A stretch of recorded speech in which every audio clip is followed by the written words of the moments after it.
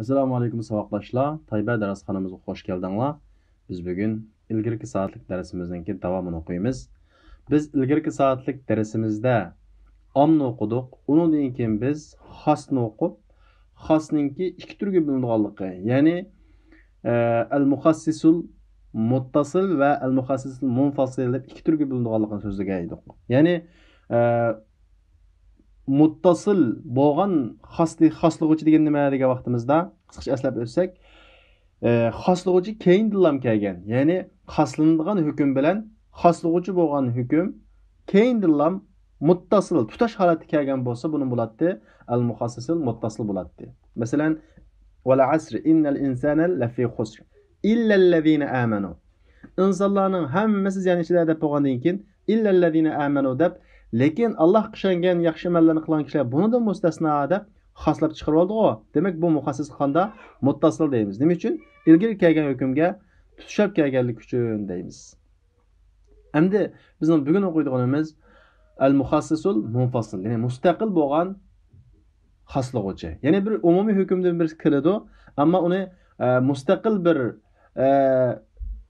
xoslig'uchidan birisi kelib, u umumiy hukmni qanday qilib xoslaydi. Endi bu mustaqil bo'lgan xoslig'uchi bu hismi bo'ladi. Ya'ni odamningki hissimi, ya'ni his tuyg'usimi xoslig'uchi bo'la oladi. Masalan, Alloh taolo Qur'on Karimda ilgirki halok qilingan qavmning voqeligini bayon qilganda dedi: "Tudammiru kulla shay'in bi amri robbiha." Alloh taolo o'zininki ularni halok qilish buyruq kelgan vaqtida hamma narsalarni vayron qilib etdi dedi. Kulla shay dedi. Ya'ni omni bildiradigan kulla degan so'zlarni qanday qildi? Keldi. Hamma narsani Alloh taolo vayron qilyaptimi? Osmonni, zaminni vayron qilyaptimi? Yo'q, ularning shahrini vayron qilyapti. Demak, bu yerdagi kullar degan om degan hukmdan anda butun osmon zaminni emas, ularning shahri ekanligi, osmon zaminning vayron qilinmaganligini qanday qilib olamiz? Chiqarib olamiz. Buni nima orqali chiqarib olamiz? His tuyg'umiz orqali chiqarib olamiz. Demak, bu yerda his tuyg'umining bo'ldi, xoslig'uchi bo'ldi deymiz. Shunga o'xshagan aqlmi xoslig'uchi bo'la oladi. Ya'ni aqlmi, masalan, Alloh taolo Qur'on Karimda Allohu xoliqu kulli shay. Alloh bütün narsalarni yaratuvchisi dedi. Nauzubillah, unda bo'lsa Alloh taolo o'zini o'zi yaratganmi? Yo'q. Buni aql bunga yo'l qo'ymaydi. Ya'ni aql Allohni bundan qanday qila oldi? Xoslab chiqarib oladi. Demak, bu yerda aqlni bo'ldi deymiz, xoslig'uchi bo'ldi deymiz. Uchinchidan, mustaqil xoslig'uchilar shara' bo'ladi. Ya'ni shara' deganimiz yo kitob bo'ladi, ya'ni Qur'on bo'ladi. Qur'ondan bir oyat 5 ta hukm qiladi, bayon qilinadi. Undan keyin uning keyindan muttasil shaklda emas, ayrim bir shaklda Qur'ondan yana bir oyat kelib, uni qanday qiladi? Xoslaydi. Hadisda ham shunday bo'ldi. Hadisdan bir oyat, hadisdan bir hukm bayon qilindi, payg'ambar alayhisalom hadisda. Ammo yana bir yerda payg'ambar alayhisalom bir gapni qilish orqali ilgirki hukmdan bir qism hukmni qanday qildi? Chiqarib oladi. Ammo keyin kelgan hukm ilgirki hukmga nima emas? Muttasil emas, munfasil, mustaqil shaklda. Qiyas ijmo'micho xoslaydi. Bular mustaqil shaklda xoslaydi. Ya'ni mustaqil deganimiz xoslanadigan umumiy hukmga ulinib kelmay, ayrim kelib turib qanday qildi? Xoslaydi. Bugun biz bu haqda to'xtalamiz. Unda bo'lsa darsimizga diqqat qilinglar. Al-muxassisul munfasil mustaqil bo'lgan xoslig'uchi nima degan gap desa, ma yastaqillu bi nafsihi, o'zi mustaqil bo'ladigan. Ya'ni xoslanadigan umumiy hukmdan ayrim mustaqil bo'lgan narsa. U üç türlük buludu. Üç nersi buludu. Birincisi el-his, his. İkincisi akıl. Üçüncüsü şera. Şeriatın bu maksat kitap, sünnet, icma, kıyas. Şu dört nersi maksat. Endi bu his degen bu xas yalamda bir hükümni elbette xaslaydı. Bunun misali mithalu taksis bil his. His bilan xaslaşın misali Allah Taala'nınki Ad kavmininki halak kılınganlık hakkındaki sözü, yani Ad kavminin halak kılgan şamal toğrusundaki sözü, tudemmiru o şamal kulle şeyin bi emri rabbiha. Allah'ın buyruğu bilen hamma narsalarni vayron qilib o'tadi deydi.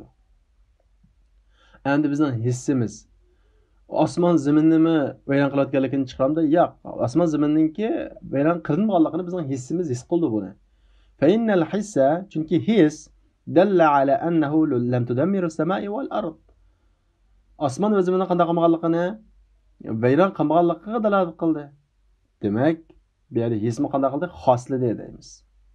Bu aqlmi xoslay olamdi bu hukmni? Albatta xoslaydi. Buning misoli Alloh taolaninki Allohu xoliqu kulli shay. Alloh hamma narsalarni yaratuvchi dedi. Am hukm shunday-ku. Endi hamma kulli shay degan ichiga hamma narsa bo'lgan ekan. Allohning karamda aql buni xaslab chiqaradi. Alloh taolo qana qilmaydi? Kirmaydi, chunki Alloh taolo nima emas? G'ayri maxluqa, yaratuvchi emas. Fa innal aqla dalla ala anna zatahu ta'ala g'ayri maxluq. Alloh taoloning zoti maxluq emas. Buni aql qanday qilib xaslab chiqarib oldi. Endi ba'zi ulamolar bu aqllar hisniki bu xaslagan ma shaklini bu xaslash emas, bu degan xas maqsad qilingan umum deb qaraydiganlar bor. Demak, bu yerdagi bir lafziy ixtilof, ammo natija o'xshash.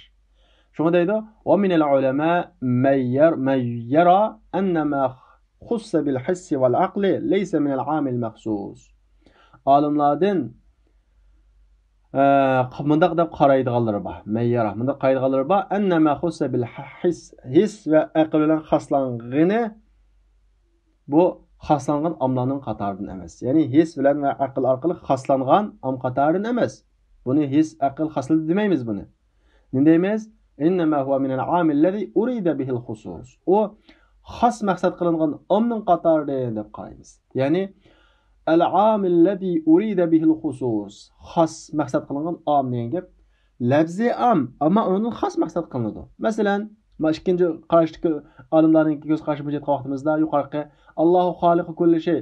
Alloh hamma narsalarni yaratdi degan bu umum lafzi, lekin bu umumdan xas maqsad qilinganlik. Ya'ni Allohdan boshqa narsalarning yaratilganligi qanday qilingan, maqsad qilingan deb buni biz al-amul ladzi urida bihi al-khusus deb ataymiz. Ya'ni xususiy maqsad qilingan am lafzi deb ataymiz deb qaraydigan olimlar bor.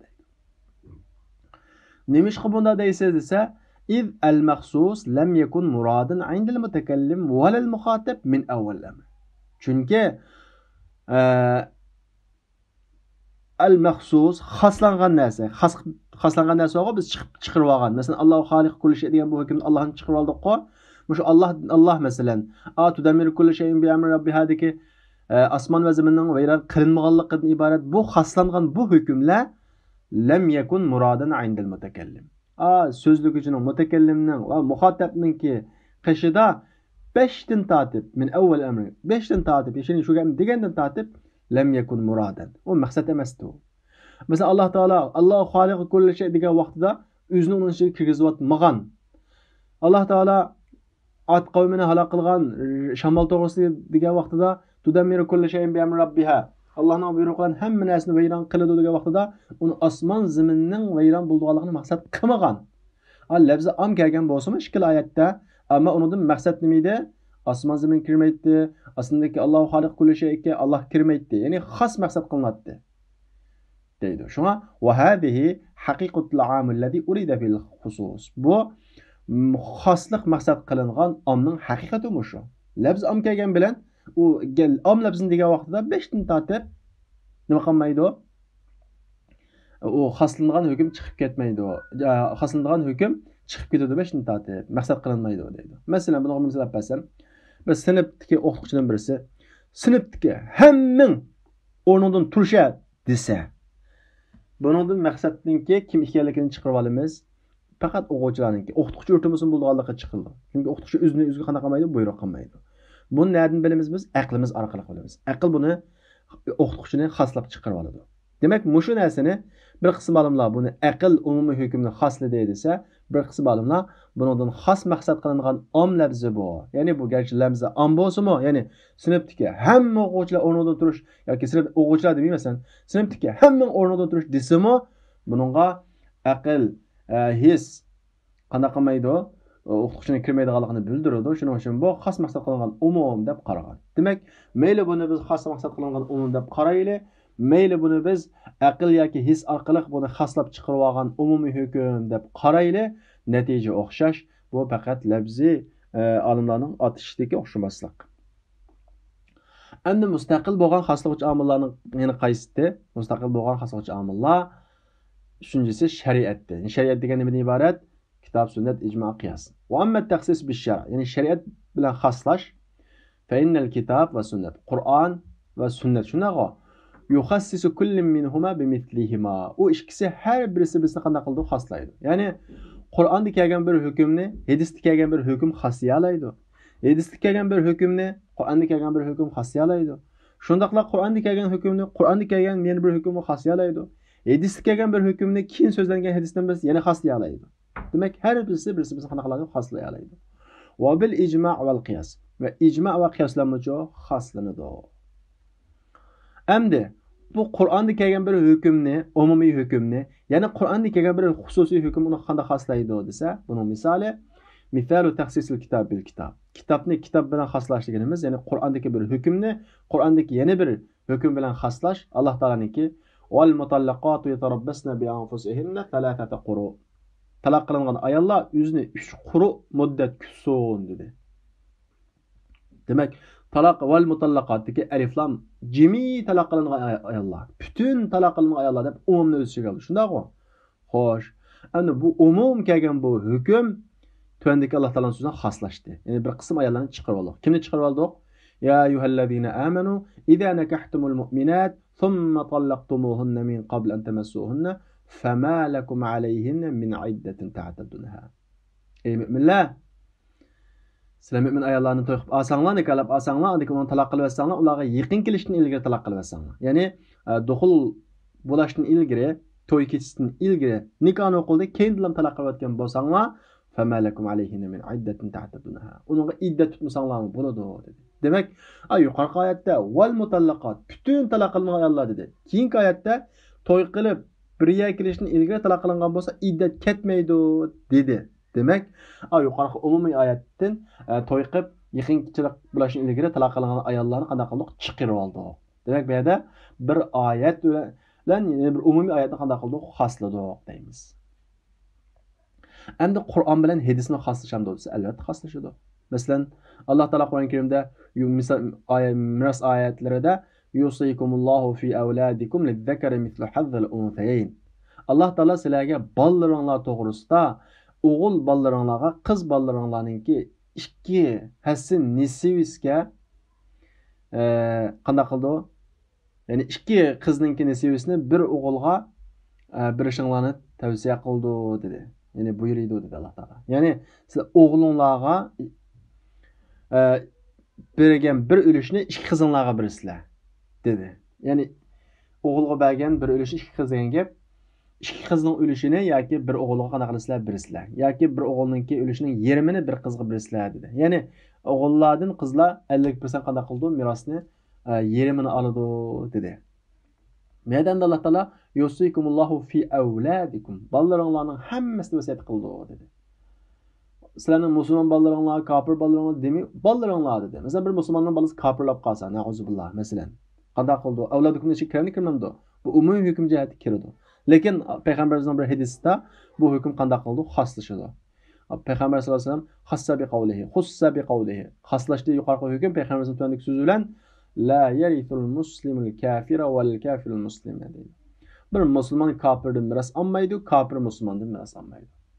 Agar bir odamning bolasi o'g'lidan bir kafirlab qolsa, ma'azalloh, u o'g'li qanday qilmaydi? Miras berilmaydi. Dadasi kafirlab qolsin, bolasi uchun olmaydi. Demak, bu yerda avladikum, sizlar bolalaringlar degan umumiy hukmdan kafir qanday qildi? Chiqib ketdi. Nima bilan chiqib ketdi? Payg'ambarimizning hadisining hukmi bilan chiqib ketdi. Demak, Qur'ondagi oyatni hadis qanday qildi? Xosladi deymiz. Ondan keyin bu Qur'on ijmo bilan xoslashamdi desa, xoslashadi. Bunun delili jo desa, "Vallazina yarmunal muhsanat thumma lam ya'tu bi arba'ati shuhada fajliduhum 80 jalda." Muhsin ayollarga tuhmat qilib, zinoxorlikka o'xshab tuhmat qilgandan keyin, u tuhmatiga 4 guvohni keltirolmasa, bir odam o tuhmat qilgandan 80 qamchi uringlar dedi. Shundaqmi? Xo'sh, unda olib qolsa, quldan bir qanday qilib qolsa, tuhmat qilib qolsa qanday qilamiz? Xussa bil ijmo, xos qilindi ijmo bilan ala anna ar-raqiqul qadif yujladu 40. Endi bütün ijmo payg'ambarimizning ijmo shunga bekigan, ya'ni bil ittifoq shaklda shunga bekigan nimaga ala anna ar-raqiqul qadif. Ya'ni qul tuhmat qilguvchi 40 qamcha qana qildi, urildi deb qana qilgan xaslagan. Yuqorqi oyatda u qo'l, hör deb gap yo'q yuqorqi oyatda. Vallazin yarmunal muhsanat. Mümin ayollarni qanday qilgan bo'lsa, tuhmatlam qilgan bo'lsa, 80 qamchi urunglar agar guvoch keltirmasa dedi. Endi icma qanday qildi? Agar qullab qolsa tuhmat qiluvchi 40 qamchi urladi dedi. Bu qulni nima uchun 40 qamchi uramiz? Buning dalilingiz nimasi? Icma deymiz. Payg'ambarimizning sahobalarining olimlari, sahobalar butun musulmonlar qulninki yerim jazo berdiganligi qanday qilgan birlik kelgan. Demak bu yerda bir oyatni icma qanday qildi? Xoslidi deymiz. Hakaza mesela kathir min al-usulin. Ko'pincha usullar mushu misolni qanday qilgan keltirgan. Lekin kitobning avtori va fihi nazar deydi. Bunda bir azroq qarash bor, ya'ni bil ittifoq gap emas demakchi. Li thubut al-khilaf fi zalik. Bunda bir ixtilofniki yuz berganlik uchun deydi. Ya'ni bir qism kishilar 40 qamchi urmay, uni 80 qamchi umumiy hukmdan ichiga kirgizib 80 qamchi urmaymiz deb turganlik uchun ixtilof bor edi. Ammo buning ixtilof yo'q. Bu ijmo shakllangan masala. Qul boshqa hukmlarda shunday yerim jazoga tortiladi. Har odamning biriladigan jazoninki. Buningda 40 qamchi urildi. Buningda ijmo bor. Valam ajid lahu misalan salim. Bunda boshqa misol topolmadim debdi, ma kitobni avtori. Mushu misol bo'la oladi. Butun usullar kitoblarda mushu misolni keltiradi. Endi Qur'onni qiyos bilan xoslig'illamdi desa, xoslig'ila bo'ladi. Qanday? Allah Taala dedi: "Az-zaniyatu vaz-zani fajlidu kulla wahidin minhuma 100 jalda." Zina qiluvchi ayol va zina qiluvchi erni har birini 100 qamchi uringlar agar to'y qilgan bo'lsa dedi. Xo'sh, endi bir qul quldan birisi qanday qilib qolsa, zina qilib qolsa, uni qanday qilamiz? Bunda hukm bormi? Qur'on yoki hadisda? Qul qarda hukm yo'q. Xo'sh, ayol qulg'uchi didekchi desa, didekka Qur'on Karimda 80 qamcha, yoki 50 qamcha, yerimini biringlar deb oyat bor Qur'on Karimda. Fa idza uhsanna fa in atayna bi fahishatin fa alayhinna nisfu ma 'alal muhsanati min al-'azab. Ya'ni bu dideklar zina qilib salsa, hörlarga berilgan jazoning yerimini biringlar deb hukm bor. Endi biz bu yerda didekka qulni qiyos qilib, buningga qanday qilamiz? Yerimini birimiz qiyos qilib. Demak, qiyos bilan qanday qildik? Qulg'imi yerimini berdik. Undan qancha qamchi yeydi? 50 qamchi yeydi. Demak, qulninki zina qilsa 50 qamchi uriladi degan bu hukmni qiyos qilib chiqardik. Bu qiyos bilan biz yuqoridagi az-zaniyatu vaz-zani fajlidu kulla wahidin minhuma 100 jalda. 100 qamchi uringlar degan bu umumiy hukmdan qulni qanday qildik? Chiqarib oldik. Oyat faqat dedek haqida kelgan. Ammo biz qulni qanday qildik? Shuningga qiyos qilib dedekmi 50 qamchi berildik va yuqorqi 100 qamcha degan umumiy hukmdan qullarni qanday qildik? Chiqarib oldik. Xussa bi qiyas al-abd az-zani ala al-amad. Zinaxor qulning qiyosi bilan zinaxor qulning qiyosi bilan xos qilindi. Bu zinaxor qulninki dedek qilingan qiyosi bilan xos qilindi yuqorqi hukm. Nimaga xos qilindi? Fi tasnif al-azab wal iqtisar ala 50 jalda ala al-mashhur. Kuchli ko'z qarashga asosan, mashhur ko'z qarashga asosan 80 qamchi bilan kupoyinishga va azobni yerim qilishda dedekka zina qiluvchi qul qiyos qilinib xos qilindi. 50 qamchi urish qanday qildi? Xos qilindi. Asli yuqori 100 qamcha dedi shundami? Umumiy. Ammo biz qulni 50 qamchi uramiz dedik. Nimishqa? Buni biz amiga Allah Taala nima degan? Yerimini biringlar jazoninki degan. Amiga, ya'ni dedek yerimini bergandan keyin qul ergimi yerimini beramiz. Shuning uchun buningga 50 qamchi beramiz. Yuqorqi 100 qamcha degan hukmdan qulni qanday qilamiz? Xoslab chiqarib olamiz. Dedek o amel oyat bilan qanday qilinadi? Chiqarib olinadi bu dedek. Ammo ma'u qulninki oyati so'zlanmagan, ammo biz qulni avlan bir qiyos qilib etib amiga dedekka. Uningdan keyin bu hukm bilan 100 jaldatni qanday qilamiz? Chiqarib olamiz. Endi sunnatni kitob bilan, ya'ni hadisda kelgan bir hukmni Qur'onda kelgan bir hukm bilan xos qilib bo'ladi. Bo'ladi. Masalan, payg'ambarimiz nima dedi? Umirtu an nuqatilan nas hatta yashhadu an la ilaha illalloh va anna Muhammadan rasululloh. Men kishilar Allohdan boshqa iloh yo'q, Muhammad Allohning elchisi degan qadar urush qilishga buyurildim dedi. Umumiy hukm shundami?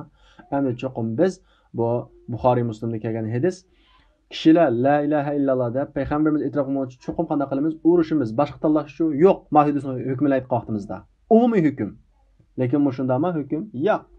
Bu xaslangan bir hüküm. Ne bilan xaslangan? Allah Taala'nınki qatilul ladina la yu'minuna billahi ve la bil yevmil ahir ve la yuharrimuna ma harramallah ve rasuluhu ve la yedinu dinal haqq minellezina utul kitab hatta yu'tul jizyata yedi ve hum sagirun. Sizlar Allohga va qiyomat kuniga ishonmagan kishilar bilan urush qilinglar. Alloh harom qilganni harom qilmagan, Allohning elchisi harom qilganni harom qilmagan, haq dini din qilmagan mushu ahli kitoblardan kishilarning qanday qilgan urush qilinglar. Qachon qadar yuqorqi hadisda la ilaha illalloh degan qadar deglik shundaqo va Muhammad rasululloh degan qadar deglik. Ammo oyat nimada hatta yu'tul jizya. Jizya bergan qadar dedi. Demak, ma'u oyat yuqorqi hadisning hukmi qanday qildi? Xosladi. Biz kofirlar bilan qachongacha urushimiz la ilaha illalloh deb majburlab la ilaha illalloh degizguchi emas. Ya musulmon bo'ladi. Agar musulmon bo'lish xohlasa ixtiyoriy, ammo jizya to'laydi. Demak, umumiy hukmdan hech qanday bir tanlash yo'qdek bergan hukmni qanday qildik biz xoslab jizya berishni qanday qildik xoslab chiqardik. Ya'ni bir kofir men jizya beray ammo musulmon bo'lmaydi desa, u qo'g'diladi, men qo'g'daymiz, jinni qo'g'daymiz, jizya olamiz, ammo uni qanday qilmaydi? Urush qilinmaydi. Endi sunnat bilan sunnat xoslashamdi desa, albatta xoslashadi. Sunnat bilan sunnatning xoslashning misoli payg'ambar alayhisolatu vasallam aytgan dedi: "Fi ma saqatis samai al-ushru." Osmon sug'agan yerdan chiqqan narsaning hammasi o'shri keladi dedi. Ya'ni osmonning yomg'irdan sug'agan har qanday bir ziroatga o'shirsi, o'nning birisini ayirib kambag'allarga birisilar dedi. Mayli u nim bo'lsin, mayli u az bo'lsin, jiq bo'lsin, hadisning hukmini aytmoqda. Chunki fi ma saqatis samai osmon sug'agan dedi. Umumiy hukm. Bir xalta chiqsin, ikki xalta chiqsin, qancha chiqsin. Ammo bu umumiy hukm xoslashdi. Nima bilan xoslashdi? Payg'ambar sollallohu alayhi vasallam yana bir so'z bilan laysa fima duna khamsati awsuq sadaqa. 5 vasaqqa yetmagan. Bu bir o'lcham birligi. 5 vasaqqa yetmasa, uningga zakat kelmaydi, ya'ni o'shir kelmaydi dedi. Demak, yuqorqi osmon sug'agan narsaning hammasiga 10ning birisi keladi degan bu hukmdan agar u osmon sug'agan narsa 5 vasaq degan shu o'lchamga yetmasa, qanday qilmaydi? Uningga zakat, ya'ni o'shir kelmaydi degan hukmni bildiradi. Ya'ni 5 vasaqning to'yini qanday qildik? Xoslab chiqarib oldik. Mana bu hadisninki xoslashi deymiz. Endi hadisni ijmo xoslaylamdi. Hukm jihat xoslayoladi, lekin bunga hech qanday bir misol yo'q. Shunda aytibdir: "Va lam ajid misalan li takhsis sunnati bil ijmo." Sunnatninki ijmo bilan xoslanganga bir misol topolmadim deydi. Sunnat qiyos bilan xoslanamdi desa, xoslanadi. Masalan, Payg'ambar sallallohu alayhi al-bikru bil bikri jildu mi'ata am va taghrib jildu mi'a va taghrib am. Agar to'y qilmagan o'g'il qiz qanaqa qilgan bo'lsa, zina qilgan bo'lsa, 100 qamchi urib 1 yil qanaqa qiladi? Palanadi dedi. Bundan o'xshashlar. Biz yuqorida Qur'onni qiyos bilan xoslaganning misoliga o'xshab ketadi. Masalan, endi u Ama qullab qalsa qanday qilamiz? Qullab qalsa Qur'on Karimda agar dedak ulab qalsa yerim azobni beringlar dedi Qur'on Karimda, shundaymi? Buningga oyat bilan xosliq deylik endi. Er qullab qalsa desa, er qul nima dedak qanday qilamiz? Bir qiyos qilib, er qulni qanday qiladi? Yerim azob beriladi deb, undan keyin er qulga qanday qilmaymiz? 100 qamchi urmaymiz, 50 qamchi uramiz. Demak, bunimi old bilan dedakka bir qatam qiyos qilib, bu er qulninki hukmini bir chiqarib olamiz, ya'ni 50 qamchi uramiz degan bu hukmni. Andan keyin bu 50 qamchi urildi degan bu hukm bilan yuqoridagi al-bikru bil bikri. Har qanday to'y qilmagan o'g'il qiz zina qilgan bo'lsa 100 qamchi urildi degan hukmdan qulni qanday qilamiz? Chiqarib olamiz. Qul to'y qilmay turib zina qilgan bo'lsa, buningga 50 qamchi urildi. Demak, bu yerda qiyos bilan kelgan bir hukm sunnat bilan sabit bo'lgan hukmni qanday qildi? Xosladi. Shunday deydi: "Xussa bi qiyasl abdi ala al-amati fi tansib al-azab" deydi.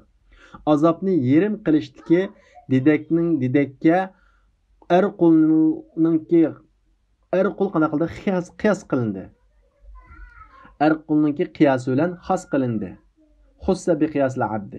Xos qilindi er qulninki qiyos bilan, ya'ni qiyos qilib chiqilgan hukmi bilan, er qulning kim qilgan qiyos bilan azobni yerim berishdiki dedak qilingan qiyos bilan xos qilindi.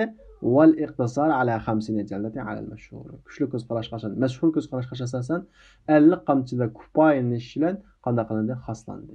100 qamcha degan bu hukmdan to'y qilmagan dedek dedek emas, dedek o oyatning hukmidan chiqib oldi, ammo er qulni qanday qildik biz xaslab chiqarib oldik deymiz.